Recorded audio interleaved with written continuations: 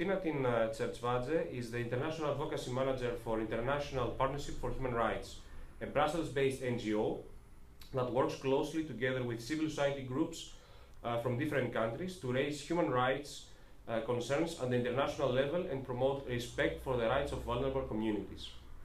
Today's discussion will focus on the state of human rights conditions in Central Asia and what the EU, as the sole promoter of internationally accepted norms and values in the region, together with the United States, if I may say, can do in order to improve the situation on the ground. The European Union is without a doubt one of the most important actors in Central Asia. However, while it has managed to normalize relations with all 5 Central Asian states, the EU's impact in terms of democratization, promoting democratization and human rights respects is quite limited. Consideration of restrictive legislation for non-governmental organizations is ongoing in a number of countries such as Kazakhstan, Kyrgyzstan and Tajikistan.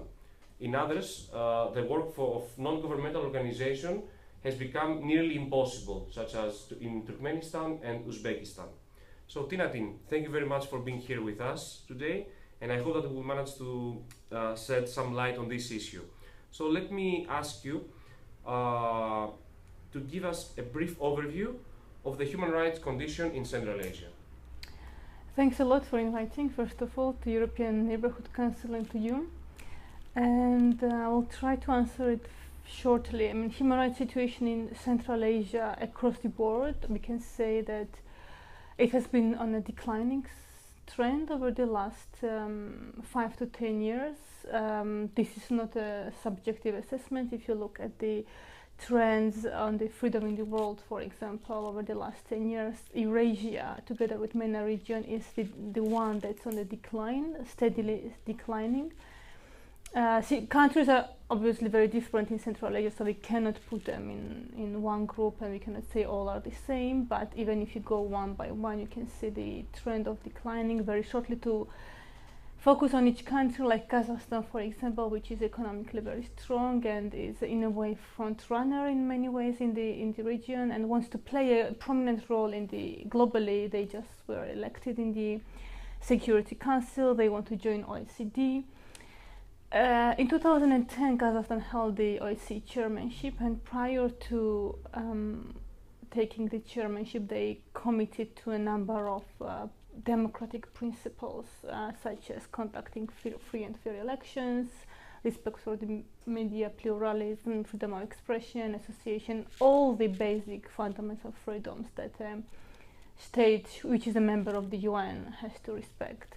In fact, what we have seen after 2010, after the compilation of the OSCE chairmanship, Kazakhstan went really quickly on the backsliding. It followed with the Ocean events, which was a culmination of the long-term peaceful assembly of the trade unions in Kazakhstan, in Western Kazakhstan, and which culminated in the death of around 15 or 16 peaceful protesters and arrests of number of others, including political opposition. That beside, it has a very restrictive legislation in a number of ways.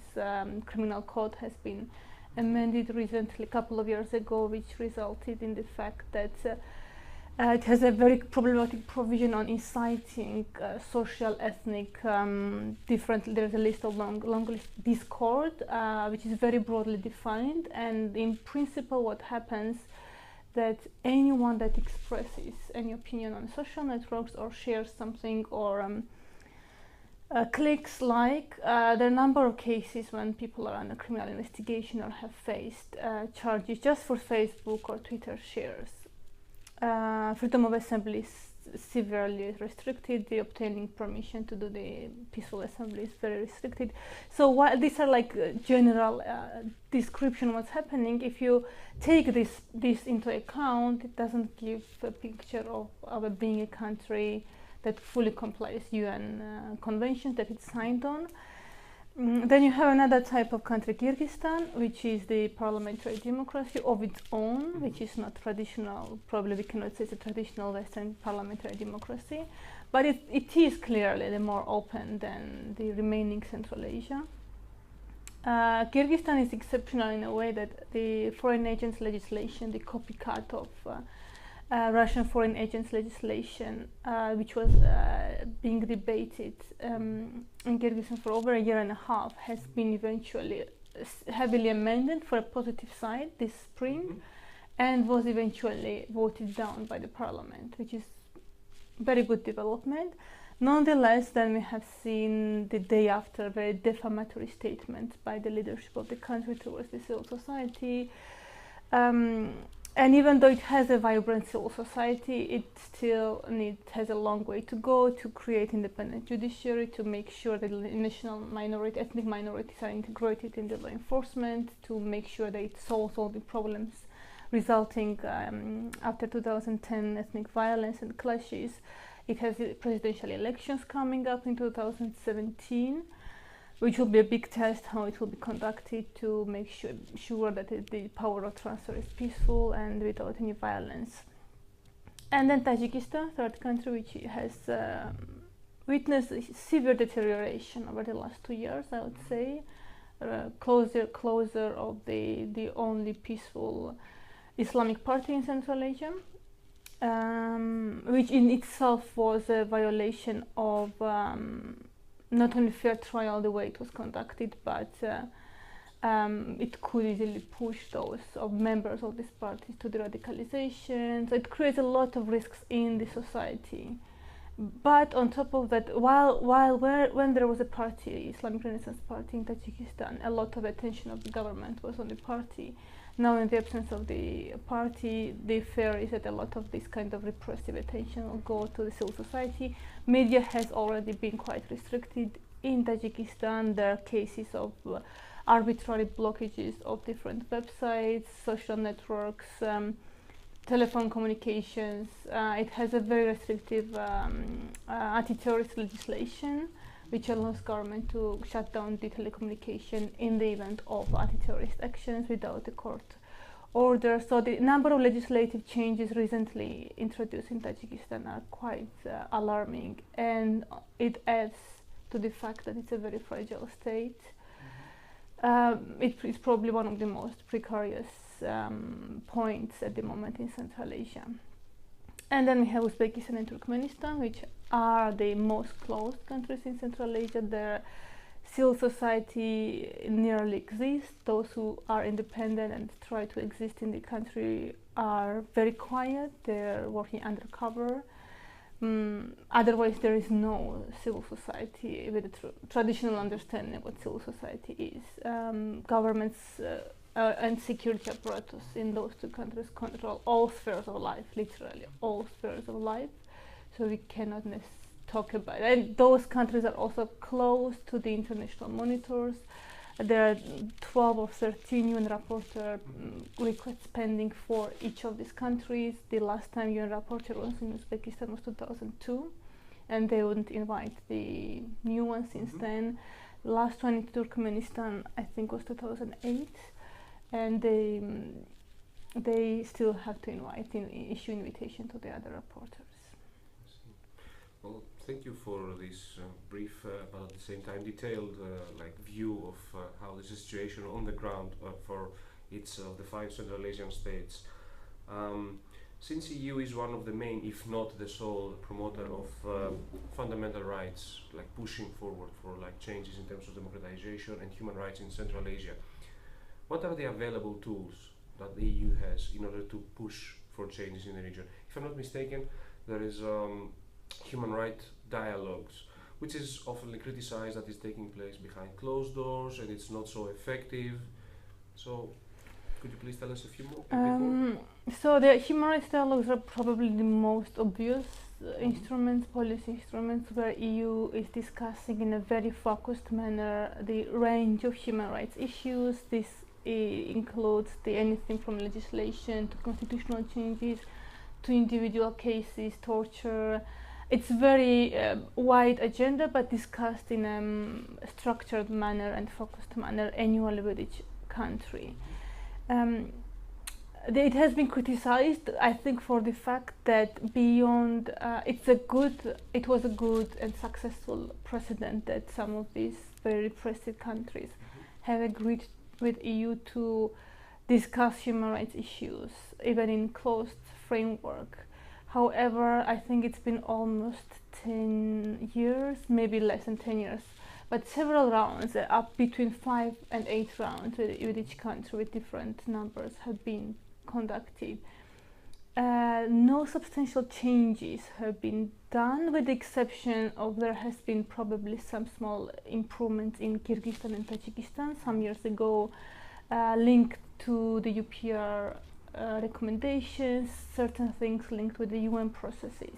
But apart from these small exceptions, it's really hard to pinpoint what has been beyond discussing, beyond making exchange of views with the government. What are the mechanisms to enforce certain changes? And the very fact that the human rights dialogues are closed door probably doesn't help to this. There are precedents like Tunisia, where the dialogue is tripartite, which means government, EU and the civil society participates. There is a precedent of Moldova, where civil society is sitting as an observer during the dialogue. It's all very new. Probably this is something that you need to start to think how to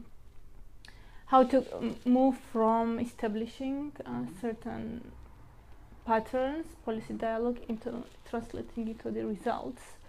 And I cannot imagine Turkmenistan or Uzbekistan agreeing on tripartite dialogue, but this could be probably tried with Kyrgyzstan, or an observer status for civil society to start with.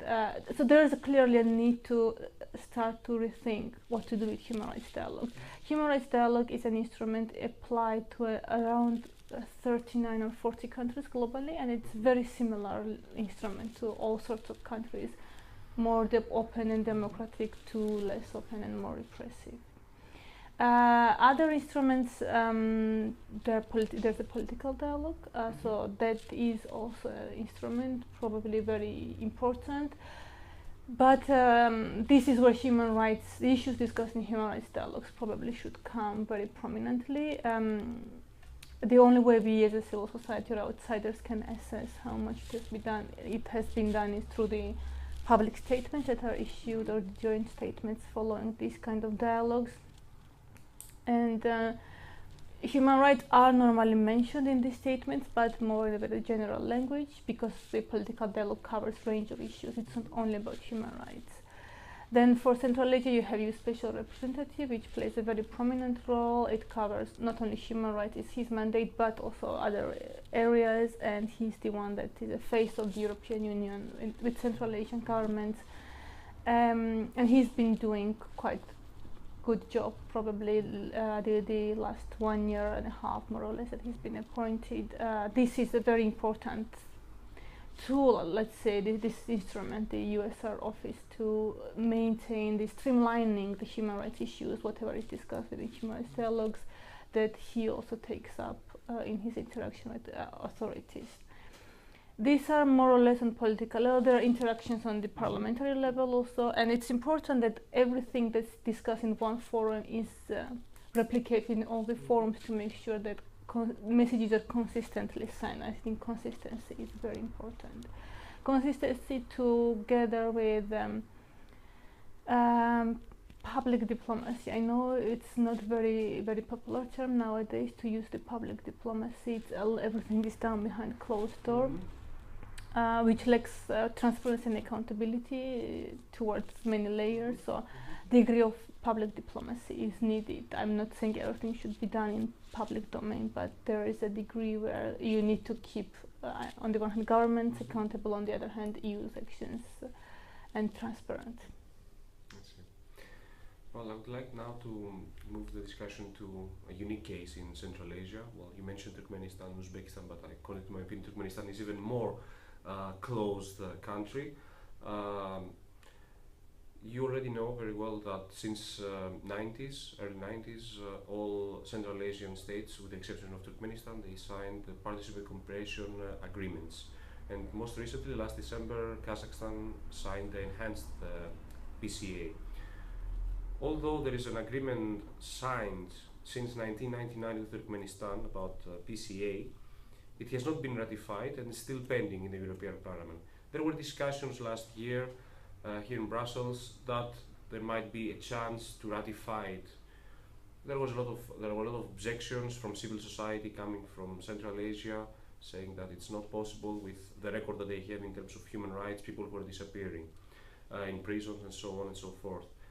The thing is, does the EU actually have any kind of leverage in the case of Turkmenistan? I don't think so. I don't think EU has a leverage on Turkmenistan or in that matter on any country, because it doesn't have a leverage that it has on the Eastern Partnership, because it's geographically remote, it cannot offer deeper political or economic integration. And the civil society, I don't think objecting ratification of Turkmenistan agreement were thinking in the leverage terms. I think the question should be more, like there should be two questions asked.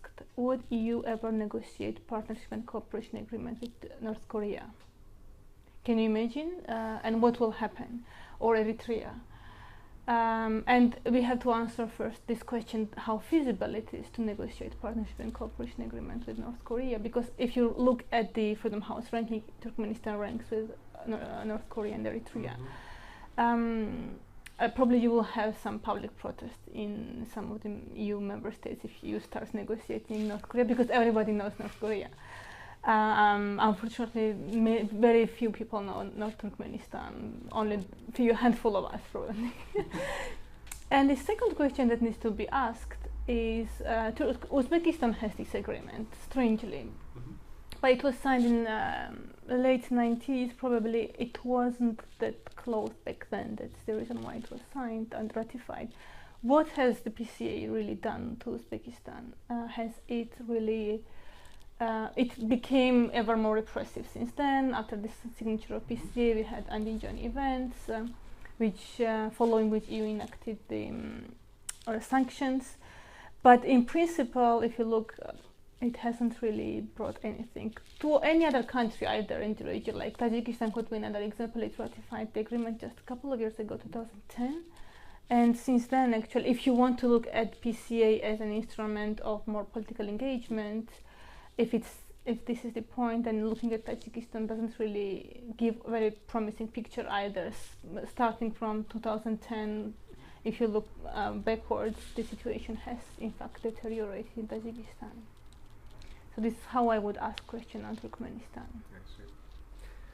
Well, you know very well, even better than me, that there are several international donors from the EU and from the United States that are investing heavily in promoting human rights in Central Asia. But on the other hand, we have lots of reports from prestigious institutions, international organizations, who are actually depicting regression in terms of human rights in the region the last years. Why international aid, according to your opinion, is not effective? I think it's not only in Central Asia that international aid or development aid delivers limited results. I think it's a broader problem and that it needs much bigger analysis how to reform the internet development aid specifically. I mean, I think development aid is a little bit different from what we are talking here, aid oriented on democracy promotion or protection of human rights.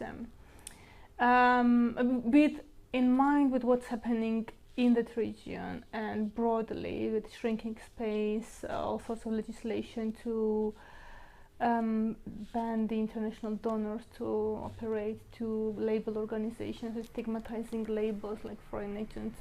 There is I think already some reflection has started and more needs to be done how to channel the development aid or the aid oriented on democracy promotion. I don't have clear-cut answers. I think one basic thing what needs to be done is to really keep supporting genuine civil society in all sorts of creative ways that's possible, as flexibly as donor can get. I know there are certain limitations to flexibility, but not to because I mean we cannot imagine that any actor comes to any country and will bring change and make it democracy. You need the democracy agents for this change locally.